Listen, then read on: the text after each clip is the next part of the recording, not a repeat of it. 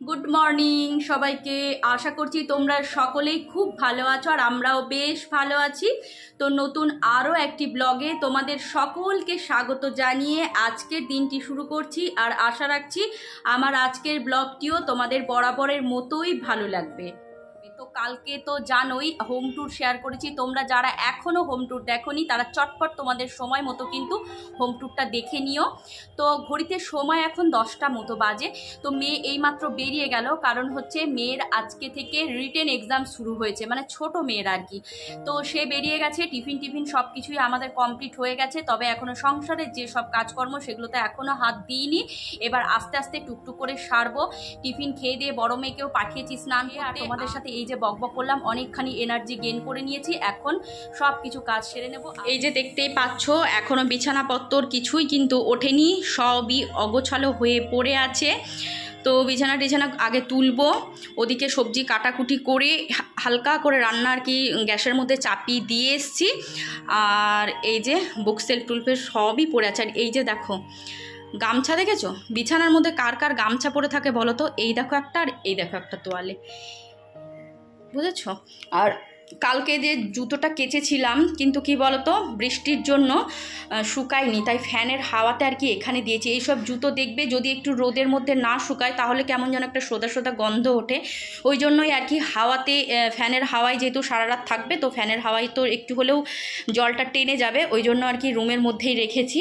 আর আজকে অবশ্য ওয়েদারটা কিন্তু ভীষণই ভালো, দেখো কি সুন্দর হাওয়াও দিচ্ছে আর একদম ঝলমলে রোদ উঠেছে। তো দেখবে বৃষ্টির পর যখন পরের দিন ঝলমলে করে রোদ ওঠে তখন কিন্তু ভীষণ ভালো লাগে। আর এই বাড়িটা দেখেছো ছাদের মধ্যে কত গাছ লাগানো এদের, জানো তো প্রচুর গাছ আছে। এই যে এই ঘরটা একদম হোয়াইট কালারের বাড়ি, আর এই যে বাইরের পরিবেশটা দেখো, আর আকাশটা দেখো, আকাশটা এই যে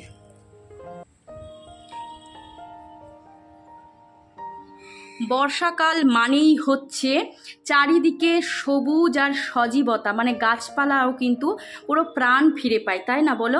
গাছেদেরও একদম গাছেরাও আর কি জীবন্ত হয়ে ওঠে, যেন কথা বলবে এরকম মনে হয়। তো দেখো তারাও কিন্তু কত ঝলমলে হয়ে একদম ঝকঝক করছে চারিদিকে। তো চলো আর বকবক না করে কাজবাজগুলো সেরে নিই। মোচাটা কালকে সন্ধেবেলায় ছাড়িয়ে ছুড়িয়ে রেডি করে রেখেছিলাম আর আজকে সকালবেলা কেটে কুটে নিয়েছি। তো তোমাদের আগেই বললাম সবজি কাটাকুটির কাজটা আমার কমপ্লিট হয়ে গেছে। তো তারপর ওই জন্যেই আর কি তোমাদের সাথে বসে একটুখানি কথা বলে নিলাম। তো এখন চলে এসেছি আবারও রান্নাঘরে। তো এই যে মোচাটা এখন প্রেশার কুকারে বসিয়ে কয়েকটা সিটি মেরে নেব, তারপর রান্নাটা বসাবো। তবে কি বলো তো আজকে বাড়িতে না আছে চিংড়ি মাছ, না ভিজিয়েছি ছোলা, কিভাবে করব আমি নিজেও জানি না। তবে পরে আবার হাজব্যান্ড বললো একটুখানি মসুর ডাল ভিজিয়ে দাও, দিয়ে মসুর ডাল দিয়ে করো। এটা অবশ্য আমি আমার হাজব্যান্ডের থেকেই শিখেছি, জানো তো মসুর ডাল দিয়ে মোচা রান্না করা খেতে কিন্তু মন্দ লাগে না।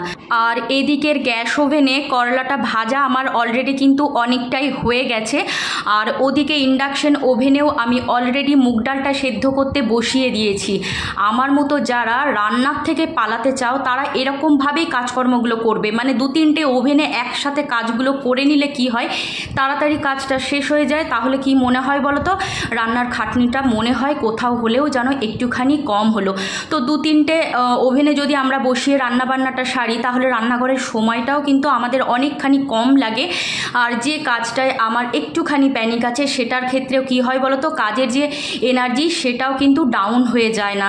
তো অনেকেই থাকে দেখবে সংসারের সব কাজ সমান এনার্জি সহকারে করতে পারে না, আমার সেরকম এই রান্নার দিকটা, আমি রান্নাবান্নাটা খুব একটা বিশ্বাস করো একদমই পছন্দ করি না।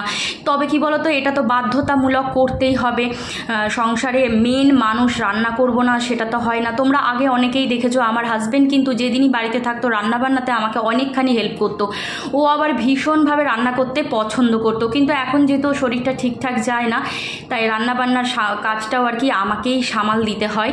তো যাই হোক কিছু করার নেই। এখানে দেখতেই পাচ্ছ এবার মোচার তরকারিটা আমি বসাবো, ওই মুসুর ডাল দিয়েই করবো আজকে।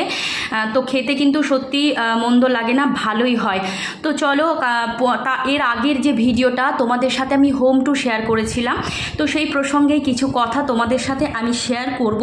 তো প্রথমেই আসছি তপতি দিদিভাইয়ের কথায়। তো দিদিভাই প্রথমেই তোমাকে বলি, তোমার কথায় আমি একটু রাগও করিনি, আবার তোমার কথাটা আমি নেগেটিভভাবেও নিইনি। তো তুমি কিন্তু ঠিকই বলেছ যে বেডরুমে ঠাকুরের ছবি রাখতে নেই। তো আমিও কিন্তু সেটাই জানি, আর এটাও জানি যেটা হয়তো তুমি জানো না, একটুখানি ইউটিউব থেকে সার্চ করে নেবে, বেডরুমে কিন্তু রাধাকৃষ্ণের ছবি রাখা যায়। কারণ হচ্ছে কি বলতো, রাধাকৃষ্ণ হলো প্রেম ও ভালোবাসার প্রতীক আর কি। তো রাধাকৃষ্ণ যেহেতু প্রেমের ঠাকুর, ভালোবাসাকে ইঙ্গিত করে, তাই বেডরুমের মধ্যে যদি আমরা রাধাকৃষ্ণের ছবি রাখি তাহলে কিন্তু স্বামী স্ত্রীর ভালোবাসার গভীরতাটা বেড়ে যায়। তো তুমিও একটু ইউটিউবটা সার্চ করে নিও, তাহলেই জানতে পারবে। তো তোমার কথায় আমি আবারও ইউটিউব দেখতে গেছিলাম, জানো তো দিদিভাই, যে হতেই পারে আমি হয়তো ভুল বা অনেক আগে এটা জানতাম, হয়তো ভুলে গেছি। তো আমি আবারও ইউটিউব গিয়ে সার্চ করলাম, তো সেখানেও কিন্তু আমি এটাই দেখেছি যে রাধাকৃষ্ণের মূর্তি আমরা বেডরুমে রাখতেই পারি, এতে কোনো অসুবিধা নেই। বরং যদি রাখা যায় তাহলে স্বামী স্ত্রীর মধ্যে ভালোবাসার গভীরতাটা অনেকখানি বাড়ে। তো দিদিভাই, কখনও যদি আমি কোনো কিছু ভুল করে থাকি অবশ্যই তুমি আমাকে নিজের বোন মনে করে সমস্ত কিছু কথা নির্দ্বিধায় বলবে, আমি তাতে একটুও রাগ করব না, বরং অনেকখানি খুশি হব যে তুমি আমাকে এতটা নিজের ভেবে সব কিছু কথা নির্দ্বিধায় বলতে পারো। তো এবারে আসি পম্পা ভট্টাচার্যের কথায়। তো পম্পা, তুমি লিখেছো যে আমার বেডটা রাখার জন্য যে উত্তর দিকে আমার বেডের মাথাটা আছে, তো একদম ঠিক বলেছো। কিন্তু তুমি আমার পুরনো ভিডিও দেখবে, তাহলেই বুঝতে পারবে বেডটা যদিও আমার রুমে উত্তর সাইডে রাখা আছে, কিন্তু আমরা ওই দিকে মাথা করে শুই না। তুমি যদি আমার পুরনো ভিডিওগুলো একটুখানি চেক আউট করো তাহলেই বুঝতে পারবে আমরা পূর্ব দিকে মাথা দিয়ে শুই আর কি, মানে খাটের আড়াআড়িভাবে আমরা শুয়ে থাকি। আবার আমার মেয়েদের রুমের ক্ষেত্রেও সেম, কারণ ওই ঘরেও মানে রুমটার যে পজিশন সেই অনুযায়ী খাটটা রাখা আছে যাতে দেখতে সুন্দর লাগে, কিন্তু শোয়ার সময় আমরা পশ্চিম দিকে মাথা দিয়ে আমার মেয়েরা শোয় না, তো ওরা শোয় দক্ষিণ দিকে মাথা রেখে। তো আমাদের বেডরুমে আমরা শুই পূর্ব দিকে, অর্থাৎ জানালার দিকে মাথা করে, আর আমার মেয়েদের বেডরুমে মেয়েরা শোয় দক্ষিণ দিকে মাথা করে, সেক্ষেত্রে ওই জানালার দিকেই মাথা করে শোয়। এই যে মহারানী স্নান করে ক্লাস জয়েন করেছে, আর তার স্নানের গামছা এই দেখো, এই যে কোনো সময় দেখলাম না যে কেউ গামছাগুলো মেলে রাখে। আর এই যে তোমাদের বলছিলাম না যে রোদ ঝলমেলে ওয়েদার, তো সেটা মনে হয় প্রকৃতির সহ্য হয়নি আমার কথা, তাই এই দেখো প্রতিশোধ নেওয়ার জন্য শুরু হয়ে গেছে বৃষ্টি। এই যে বৃষ্টি পড়ছে, রোদ্দুর কোন দিকে পালিয়ে গেছে। বর্ষাকাল মানেই তো তাই, তাই না? তখনই বৃষ্টি তখনই রোদ। কিন্তু রুমের পজিশন অনুযায়ী খাটটা যদি দেখবে অন্য সাইডে লাগানো যায় তাহলে তো দেখতে খুব একটা ভালো লাগে না, ওই জন্যই আর কি বেডগুলো ওভাবে রাখা আছে। কিন্তু শোয়ার সময় আমরা যেদিকে মাথা করে শুতে হয় সেই দিকেই মাথা করে শুই আর কি, মানে আমরা যেটুকু জানি আর কি বাস্তুশাস্ত্র অনুযায়ী যে উত্তর দিকে মাথা করে শুতে নেই, পশ্চিম দিকে মাথা করে শুতে নেই। তো যতটুকু পারি এগুলো মেনে চলার চেষ্টা করি। তো তুমি আমার পুরনো ভিডিওগুলো দেখলেই বুঝতে পারবে যে আমি যখনই বেড গোছাই যে আমাদের মাথার বালিশগুলো কিন্তু খাটের আড়াআড়ি দিকেই থাকে আর কি। তো যাই হোক, তোমরা যে এতটা আমাকে ভালোবাসা দিয়েছো যে যাতে করে আমার কোনো ক্ষতি না হয়, তার জন্য সত্যিই আমি তোমাদেরকে মন থেকে জানাচ্ছি অসংখ্য অসংখ্য ধন্যবাদ। তো ভীষণই ভালো লাগছে আমার যে তোমাদের মনে সেই জায়গাটা আমি করতে পেরেছি। তো রান্নাঘরের কাজ অনেকটা এগিয়ে নিয়ে চলে এসেছি এখন বেডরুমে, আর এই বেডটা এখন চাদরটা একটুখানি টান টান করে পেতে নেব, আর ফার্নিচারগুলো হালকা করে মুছে নেব।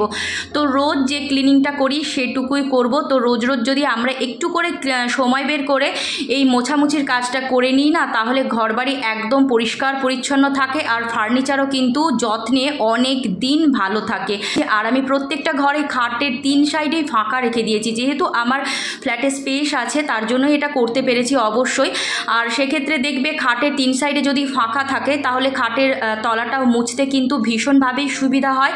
আর এখন যেসব মপগুলো বেরিয়েছে তার সাহায্যে আমরা কিন্তু ইজিলি খাটের তলাও একদম ক্লিন রাখতে পারি। আর দেখবে যত ঘরের মেঝে পরিষ্কার থাকবে চারিদিকে, তাহলেই ঘরবাড়িও কিন্তু একদম নিট অ্যান্ড ক্লিনই থাকে। এই যে দেখো, মেয়ে স্নান করে কোনো দিনও জামা কাপড় মেলতে চায় না, এই যে গামলাতে কেচে কুচে মানে রেখেছে, এখন মেলবে কে? মা। আর এই যে দেখো জামা কাপড়গুলো, এখানেও শুকনো জামা কাপড়গুলো রেখেছি, এগুলো এখনও ভাঁজ করতে বাকি আছে। আর এই যে এই পাপোশগুলো কেচেছিলাম সব শুকিয়ে গেছে, এখানে রাখা আছে।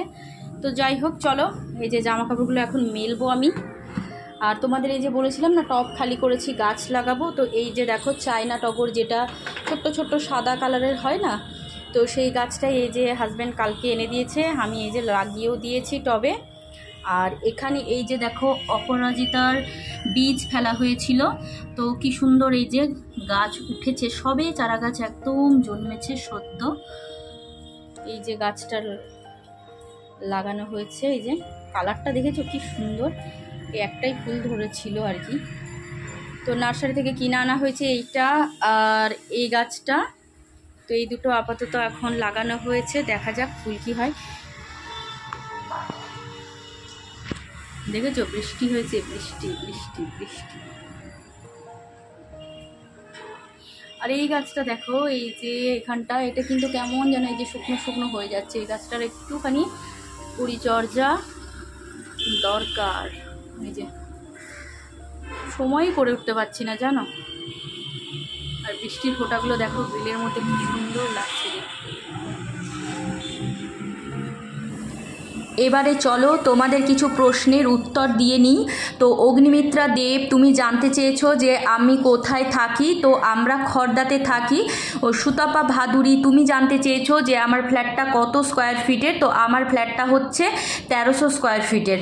আর অর্পি, তুমি জানতে চেয়েছো ওয়ার্ড্রপ আর ড্রেসিং টেবিল বানাতে আমার কত টাকা খরচা হয়েছে, তো ওয়ার্ড্রপ আর ড্রেসিং টেবিল বানাতে আমার অ্যাপ্রক্স 1 লাখ টাকা খরচা হয়েছে।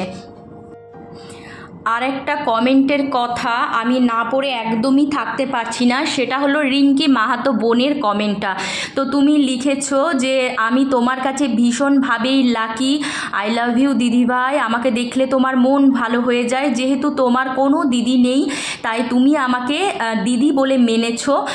তো কি বলবো, এমন সুন্দর একটা কমেন্ট পেলে কার না মন ভালো হয় বলো। আর আমারও কিন্তু সত্যিই কোনো বোন নেই জানো তো, তাই তোমাকেও আমি বোনের জায়গাটা দিলাম। আর I love you too Rinki, ভীষণ ভালো থেকো, ঈশ্বরের কাছে প্রার্থনা করি তোমার মনের সব ইচ্ছে পূরণ হোক। আর মন দিয়ে সংসার করো আর মন দিয়ে কাজ করে যাও। আর আরও কিছু মানুষ আছে যাদেরকে আমি ভীষণভাবেই কিন্তু মিস করছি, সেরকমই একজন হলো লীরা। তো লীরা, তোমার কমেন্ট কিন্তু আমি অনেক দিন পাইনি, তো নিশ্চয় হয়তো ব্যস্ত আছো। যদি তুমি আমার ভিডিওটা দেখে থাকো তাহলে একটিবার দিদিভাইকে কমেন্ট করে জানিও কেমন আছো। আর আরও একজন হচ্ছে রিমা। তো রিমা, তোমার কিন্তু 12 তারিখে চাকরির পরীক্ষা ছিল, তুমি বলেছিলে আমাকে। তো আন্টিকে তুমি পরীক্ষাটা কেমন দিয়ে এসছো সেটা জানাতে নিশ্চয়ই ভুলে গেছো, তাই তুমি যদি আমার ভিডিওটা দেখে থাকো তাহলে তোমার পরীক্ষা কেমন হয়েছে সেটা অবশ্যই জানিও। আশা করছি তোমার পরীক্ষা ভালোই হয়েছে। তবুও একটা যখন সম্পর্কের বাঁধনে আমরা বেঁধে থাকি তখন কিন্তু এই সব ছোট্ট ছোট্ট খবরাখবরের মাধ্যমেই আমাদের সম্পর্কের গভীরতাগুলোও কিন্তু আরও বেড়ে যায়, তাই না? তাই তোমার পরীক্ষা কেমন হয়েছে আমার ভীষণভাবেই জানতে ইচ্ছে করছে। আর লীরাও আমাকে ভীষণভাবে ভালোবাসে, তাই ওকেও না কোথাও যেন মিস করছি। তেমনই সুকন্যা দিদিভাইও, তবে এই কদিন আগেই দিদিভাইয়ের কমেন্ট পেয়েছি। তো মাঝে মধ্যেই তোমরা যারা আমাকে ভালোবাসো একটুখানি মাঝে মধ্যে নক করো যে হ্যাঁ আমরা আছি তোমার পাশে, তাহলে জানতে পারবো কি বলো তো, তোমাদের আমার মধ্যে যে একটা ভালোবাসার সম্পর্ক সেই সম্পর্কটা মানে বজায় আছে। তো যাই হোক, দেখো তোমাদের সাথে কথা বলতে বলতে চলে এসেছি এই যে মেয়েদের বেডরুমে। তো এখন এই বেডরুমটা ক্লিন করব। আর এখন এই বেডরুমটাই না বেশি নোংরা হয় জানো তো, সবসময় মেয়েরা এই রুমের মধ্যেই থাকে, তো ওই জন্যই যত নোংরা দেখবে এই খাটের উপরে, মানে যত জিনিসপত্র পাবে বই খাতা গার্ডার ক্লিপ, এমন কিছু জিনিস নেই যে মানে এই বেডের উপরে থাকে না। তাই এই ঘরটা সামলাতে আমার অনেকখানি সময় লেগে যায়, তো ওই জন্য এই ঘরটা একদম শেষে হাত দিয়েছি। আর যেহেতু বৃষ্টি পড়ছিল কিছুক্ষণ আবার জানালার ধারে বসেও ছিলাম জানো তো। বৃষ্টি দেখতে ভীষণভাবেই ভালো লাগে, কিন্তু মেয়েবেলা থেকে যখন আমাদের বউবেলা হয়ে যায় তখন কিন্তু আর বৃষ্টির সাথে সময় কাটানোর সময় আমাদের নেই, তাই না? মন চাইলেও কিন্তু কোথাও যেন কাজগুলো হাতছানি দেয় যে এখন বসে থাকার সময় না, চলো কাজ করো। তো যাই হোক, এরই মধ্যেই নিজেদের মনের কথাও ভাবতে হবে। তো মাঝে মধ্যে আমি আবার কি করি বলো তো, কাজ বাজ ফেলে দিয়ে না নিজের মধ্যেও নিজেকে সময় কাটাই, নয়তো কি বলো তো আমরা নিজেরা ভালো থাকতে পারবো না। তো এই যে দেখো খুন্তি দিয়ে বিছানার বেডশিটটা আমি ওদিকে মানে পুরো ঢুকিয়ে ঢুকিয়ে দিচ্ছি, জানো তো। এখানে আমার একটা ভাঙা কাঠের চিরুনি ছিল, সেটা কবে ফেলে দিয়েছি, দিয়ে এখন এই খুন্তি নিয়ে এসে রান্নাঘর থেকে একটা ওই বেডরুমে রাখি, যাতে বিছানার চাদর একদম টান টান হয়ে থাকে, তার জন্য চারিদিক থেকে সুন্দর করে আমি মুড়ে দিই। আর এই যে দেখতেই পাচ্ছ, মেয়ে এখন স্কুল থেকে চলে এসেছে। তো মেয়ে আসার পর অনেকক্ষণ গল্পগুজব হলো, কখন যে কথায় কথায় অনেকখানি বেলা হয়ে গেছে বুঝতেও পারিনি। এখন ছোট মেয়ে গেল স্নানে।